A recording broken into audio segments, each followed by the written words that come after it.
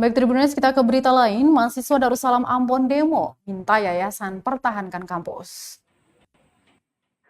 Sejumlah mahasiswa Universitas Darussalam Ambon yang menamakan dirinya Gerakan Mahasiswa Peduli Alma Mater Unidar melakukan aksi demonstrasi di depan kantor Yayasan Darussalam Ambon Senin 26 Juli 2021 siang.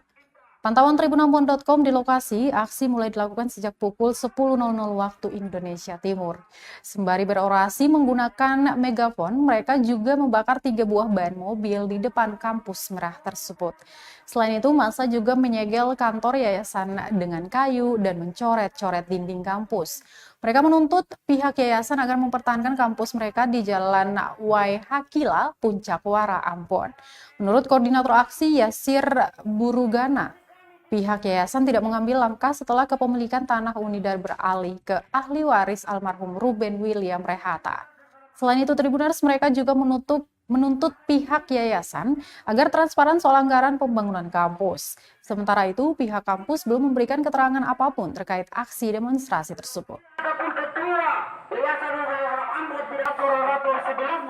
Sudah lebih hak-hak kami kepada pihak kampus yang dikelola oleh Yayasan Darussalam Maluku ini tidak ada etikat baik dalam rangka untuk bagaimana mempertahankan eksistensi Bumi Merah Universitas Darussalam Ambon di masa yang akan datang.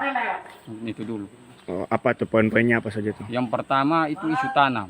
Seperti yang teman-teman media lihat bahwa di depan sana sudah ada bentuk suatu larangan untuk melakukan segala bentuk aktivitas apapun di atas tanah ini, karena tanah ini diklaim sebagai milik almarhum Ruben William Rehata berdasarkan putusan pengadilan.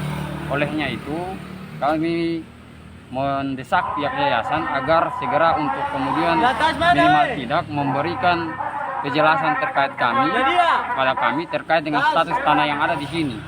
Yang kedua itu terkait dengan isu eksekusi.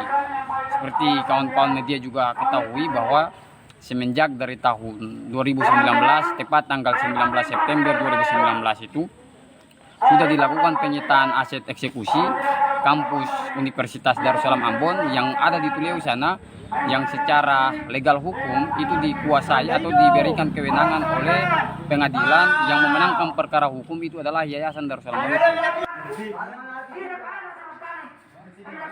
Terima kasih sudah nonton.